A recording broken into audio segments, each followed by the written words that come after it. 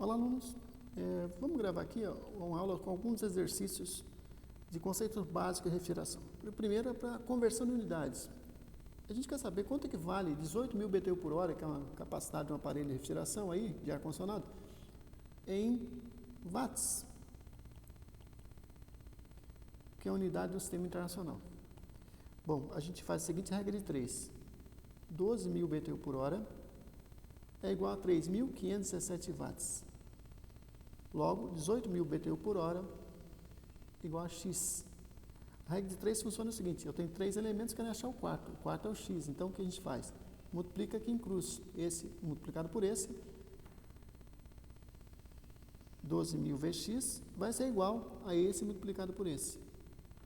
3.517 vezes 18.000. Cortamos aqui os 3 zeros aqui, fica X é igual a 3.517 vezes 18 dividido por 12. Logo, a capacidade de 18.000 BTU por hora é equivalente a 5.275 watts. Lembrando que 1 watt é a unidade de potência e 1 watt, escrito dessa forma, é igual a 1 joule por segundo. Na segunda questão, nesse segundo exemplo aqui, imagina que a gente tem 2 litros de água. A gente pode dizer que 2 litros de água é igual a 2 kg de água. Então, a gente pode dizer que para temperaturas normais aí, 1 litro igual a 1 kg. A massa, então, é 2 kg de água dentro desse tanque. E a gente tem que o calor específico da água, que é uma propriedade da água, é 4,2 kJ por kg grau Celsius. A temperatura inicial da água é 25 graus Celsius. Então, se você colocasse um termômetro ali, ia indicar 25 graus Celsius, inicialmente. E a gente quer elevar a temperatura dessa água até de 25 graus Celsius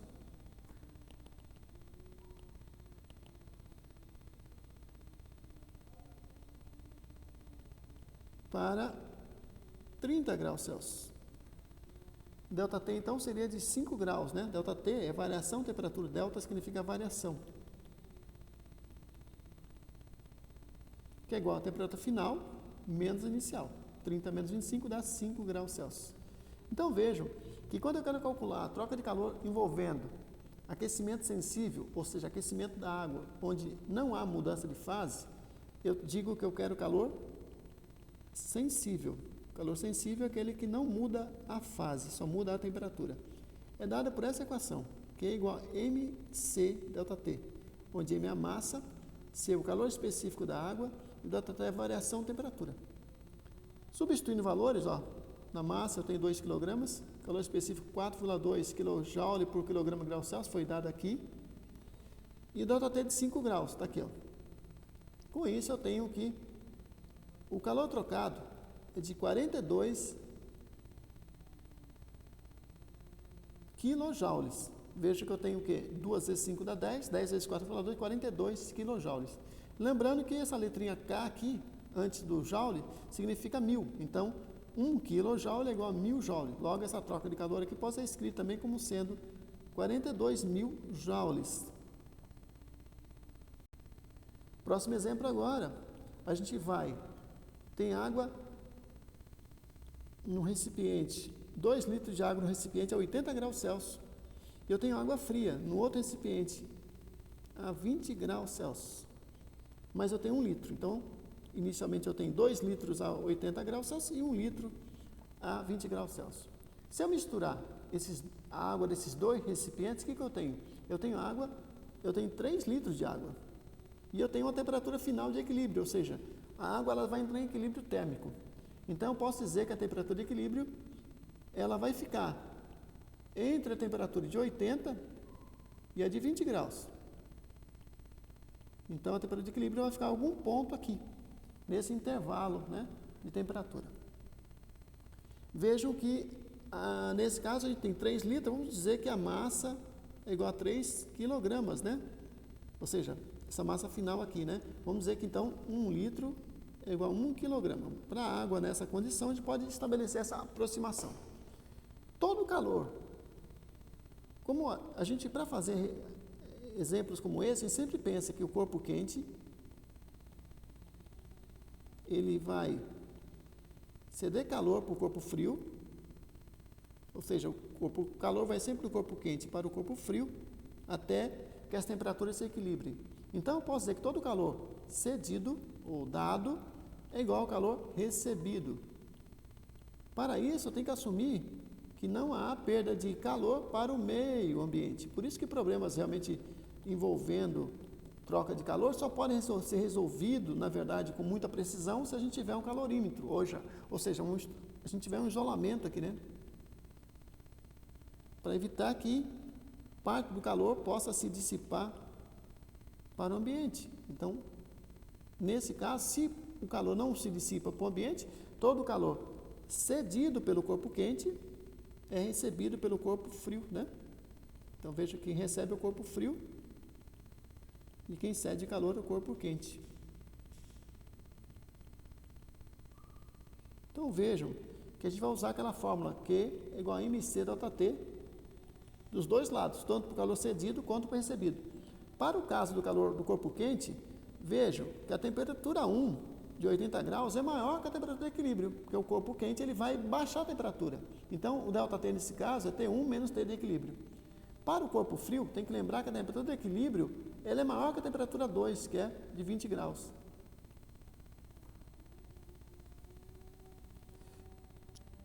Como eu sei disso? Eu sei disso por causa dessa interpretação aqui. O ΔT a gente vai calcular como sendo sempre possível. Então, aqui T de equilíbrio aqui, ó.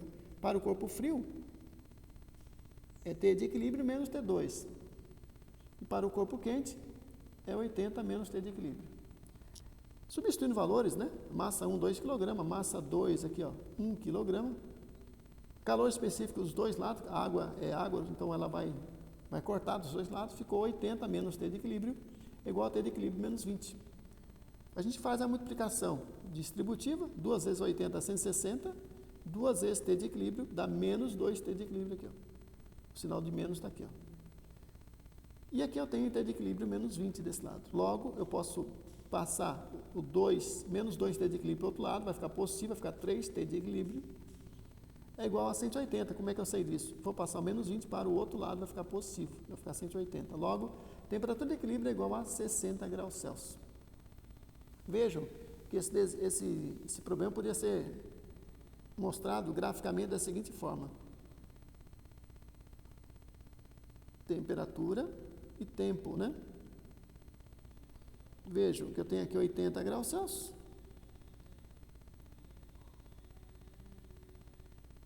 Inicialmente eu tinha 20 graus Celsius aqui. A temperatura de 20, ela vai aumentar, enquanto de 80 vai cair. E o equilíbrio acontece a 60 graus. Então, essa é a temperatura de equilíbrio. Então, o corpo quente reduziu sua temperatura, caiu de 80 para 60, e o corpo frio foi de 20 para 60, né? Então, o corpo frio foi de 20 graus para 60 graus Celsius, enquanto que o corpo quente foi de 80 graus Celsius para 60 graus Celsius. Vejam que o corpo quente reduziu menos sua temperatura. O ΔT do corpo quente foi de 20, enquanto o ΔT do corpo frio foi de 40, né? Isso acontece porque a massa do corpo quente é igual a 2 vezes a massa do corpo frio. Então, o corpo frio sofre um aumento maior de temperatura. O próximo é o seguinte: imagine que eu tenho aqui uma parede, essa parede aqui tem uma área de 20 metros quadrados, uma temperatura externa de 36 e uma temperatura interna de 24 graus Celsius. A espessura da parede, 20 centímetros, ou 0,2 metros, né? Aí é o seguinte, a condutividade térmica, né? Essa é uma propriedade de um material, condutividade térmica. Veja que o cobre, por exemplo, é um material de muita condutividade térmica, por isso que é usado em refrigeração. Ela representa a facilidade de conduzir calor. Então, o material isolante tem dificuldade de conduzir calor, o material metálico, como o cobre, tem facilidade de conduzir calor. A fórmula que a gente usa para calcular a troca de calor entre dois lados de uma parede a gente chama ela de equação de Fourier. O nome é bonito, é um francês aí, mas o que importa é que você tenha conhecer as variáveis. K é a condutividade, foi dado no problema, 1 kJ por quilograma grau Celsius.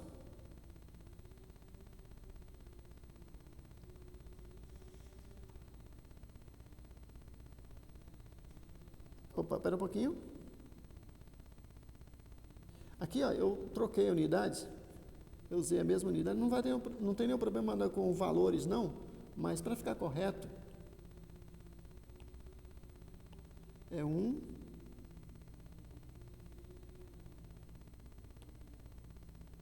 kW por grau Celsius e metro. Ok, fica melhor assim, tá ok? É quilowatt. Ali era unidade de condutividade, né? De calor específico. Agora corrigir, ok, tá certo aí. Não tem problema. Então, o K aqui está agora correto, é 1 kW grau Celsius metro. Eu tenho a área da parede aqui 20 metros quadrados, delta T é a diferença de temperatura entre um lado e o outro, é a variação de temperatura, 36 menos 24 dá 12, né? Então, vamos substituir. Vejam ali que eu tenho 1 vezes 20 vezes 12 sobre 0,2. Agora, vamos pensar o seguinte, qual a unidade, né? Qual a unidade? Então, a unidade vai ser, nesse caso, ok, estava só confirmando aqui, a informação aqui era aqui, ó, vamos, na verdade é 1 watts, né? Corrigi errado, mas agora está certo, 1 watts, por isso que nesse caso aqui vamos fazer assim, vamos colocar a unidade aqui, ó, watts, grau Celsius, metro, vezes área, que é metro quadrado, vezes 12, que é grau Celsius, e embaixo é metro, né? 0,2 metro. Então, o que acontece? Esse metro, com esse metro, corta com esse. O grau Celsius corta e sobra a unidade watts. Por isso que a unidade aqui, ó, é watts, né? Então, a troca de calor, a gente coloca um pontinho aqui em cima, exatamente para garantir que a gente, quando tem um pontinho, é taxa de troca de calor.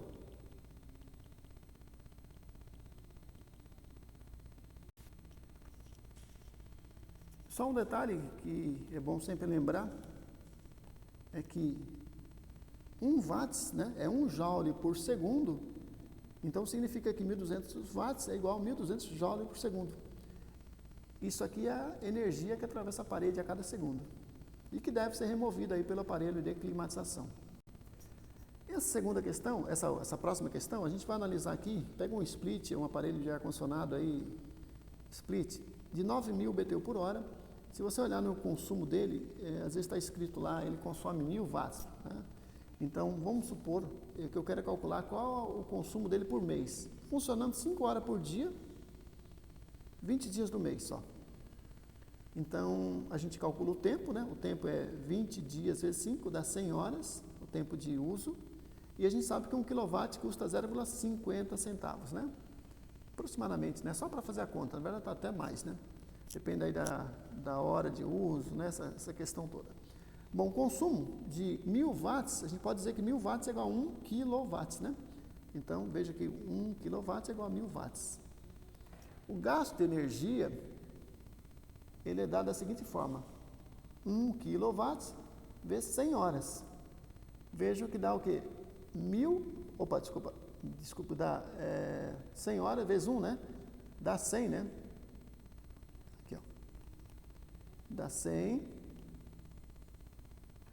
kWh. Né? Então, dá o quê? 1 kW vezes 100 horas dá 100 kWh. Então, quando você vê na conta de energia kWh, é igual a energia gasta. Energia consumida. Então, para a gente calcular quanto que é o gasto em reais, você vai multiplicar o 100 kWh vezes o 0,50, né, que é o gasto por kWh. KWh vai morrer aqui, corta aqui, e vai ficar R$50. Então, em um mês, usando-se 100 horas por mês, a gente tem um consumo de R$50. Então, esse é um gasto que as pessoas muitas vezes, quando compram o split, elas não se dão conta. Até do split custa o preço dele R$1.200, ali o preço na loja, né? Mas tem que considerar que 50, todo ano ele vai gastar 50 vezes 12, se for ligado o ano todo, né? Então vai dar R$600, ó. 50 vezes 12 dá R$600 por ano, né? Por ano.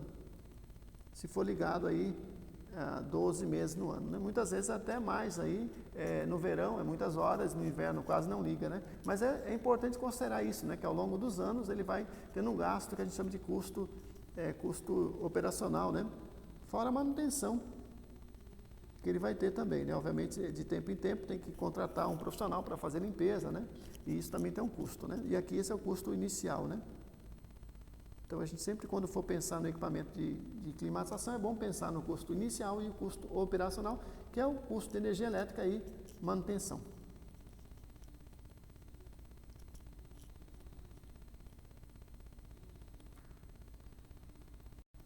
Esse próximo exemplo é bem parecido com o anterior ali que já resolvemos. Temos uma área de parede aqui de 12 metros quadrados, uma parede de espessura de 20 centímetros, ou 0,2 metros, né? É a mesma coisa, lembrando que 1 metro tem igual a 100 centímetros, então 1 centímetro é igual a 0,01 metro.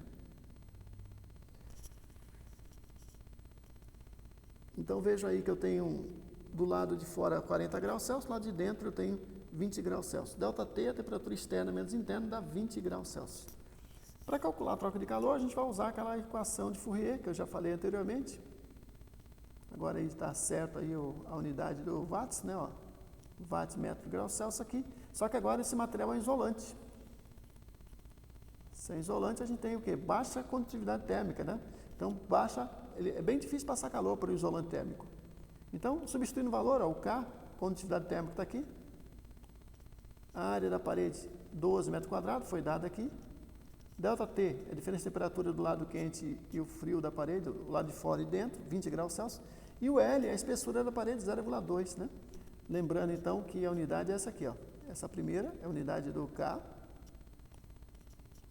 Essa aqui é a unidade da área. Essa aqui é a unidade do ΔT. E esse aqui é a unidade do L, né? O L, na verdade, é a espessura, né? Só para a gente usa a letra L, mas é a espessura.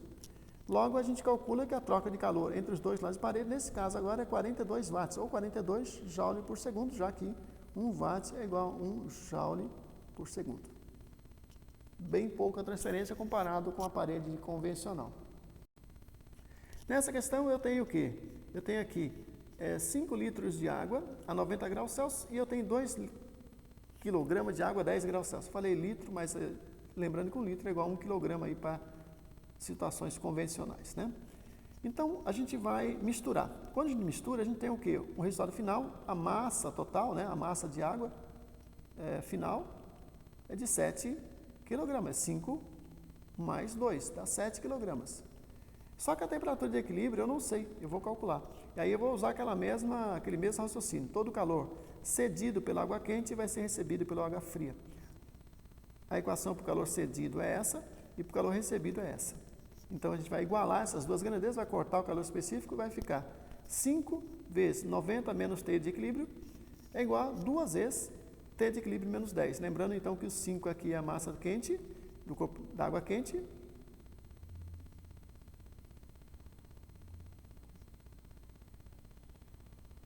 E o 2 é massa da água fria, não é isso? Logo, a gente faz a distributiva, multiplica esse por esse, esse por esse, esse por esse, esse por esse. E isolando, vamos ter que a temperatura de equilíbrio vai ser de 67,1 graus Celsius. É isso, vamos ver o próximo exercício. Nessa questão, a gente tem uma pessoa que ela viajou para os Estados Unidos e lá no quarto do hotel está tendo no controle do ar-condicionado, está regulado com 75 graus Fahrenheit. Fahrenheit é a unidade usada muito nos Estados Unidos para a temperatura, né? No Brasil a gente usa muito o grau Celsius, né? Então a relação é essa aqui, ó. 100 graus está para 212 graus Fahrenheit. 0 graus Celsius está para 32 graus Celsius. A relação que a gente tem é essa aqui, ó. Você pode usar essa expressão para fazer o cálculo. A temperatura em Fahrenheit foi dada. Não foi dada. Opa! Aqui é Corrigindo aqui, ó.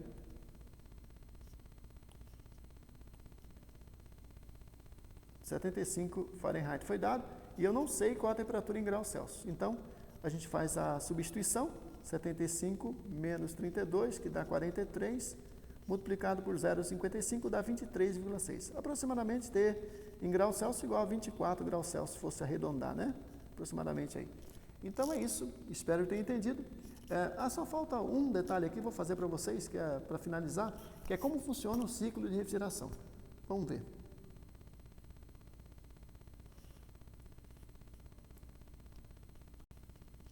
A gente às vezes tem dúvida, né? Eu vou fazer um desenho aqui esquemático de um ciclo. A gente usa ele muito para explicar para os alunos da seguinte forma. Imagine que eu tenho aí 4 componentes principais.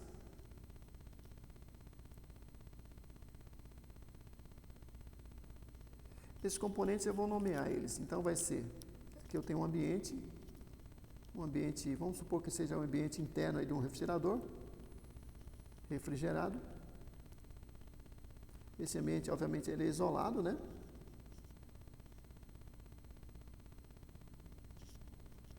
E aqui eu tenho, a gente chama de evaporador. Onde passa dentro dele um fluido frio, e esse fluido vai retirar calor do ambiente. E esse ambiente aqui é onde a gente coloca os alimentos, né? Imagina que tem um pernil aí, fruta aí e tal. E esses corpos que estão aqui dentro do refrigerador vão passar, ceder, liberar o seu calor para o fluido que está passando aqui dentro. Esse fluido, ele entra numa condição e sai numa condição de vapor aqui, ó. Dentro da tubulação. Então, dentro da tubulação ali dentro, de cobre, na tubulação que tem bastante condutividade térmica, o fluido recebe energia do meio interno do refrigerador. Quando ele faz isso, ele sai na condição de vapor aqui, ó. Normalmente vapor superaquecido, né? Esse vapor, ele é absorvido pelo compressor, que é um outro componente do ciclo, né? Então tem o compressor, é o coração do sistema, né? E ele vai, por meio do seu sistema de bombeamento, ele vai comprimir e bombear esse fluido. Então o fluido vai sair em alta pressão e alta temperatura, e ele vai ingressar no condensador, que é um outro componente. O condensador, ele faz o quê? Ele vai liberar a energia recebida ali dos alimentos, do interior do refrigerador, para o meio exterior. Então ele vai ter calor rejeitado, né? Nesse processo, veja que o fluido estava em vapor, em alta pressão, ele vai sair na condição de líquido, mas em alta pressão. Alta pressão.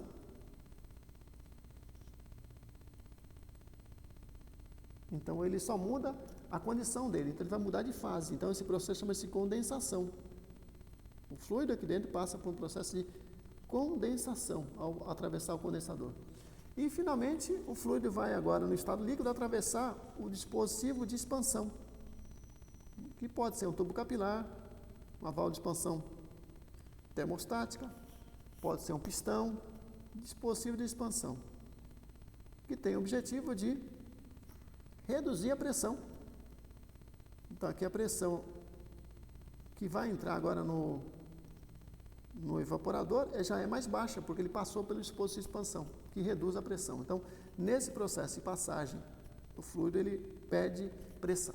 Então ele vai entrar agora no evaporador em baixa pressão. E numa condição geralmente de líquido mais vapor. Normalmente é isso que acontece, né? No processo de expansão ele acaba tendo uma parte do líquido que vira vapor. Então, o fluido agora na condição líquido-vapor, mais líquido, né, do que vapor, ele entra no evaporador, recebe calor, muda de fase. Esse processo de mudar de fase chama de vaporização. E ele vai ser absorvido, então, succionado aí pelo compressor, vai ser comprimido e bombeado para o condensador, que vai liberar o calor para o meio externo e nesse processo vai mudar de fase, o fluido refrigerante que muda de fase ali dentro, né? Então veja que eu tenho um fluido e esse fluido é volátil, né? Ele tem essa capacidade de mudar de fase, né? e muito facilmente. Então, quando ele passa de líquido para vapor, a gente chama de que é uma vaporização. E quando o vapor para líquido é uma condensação.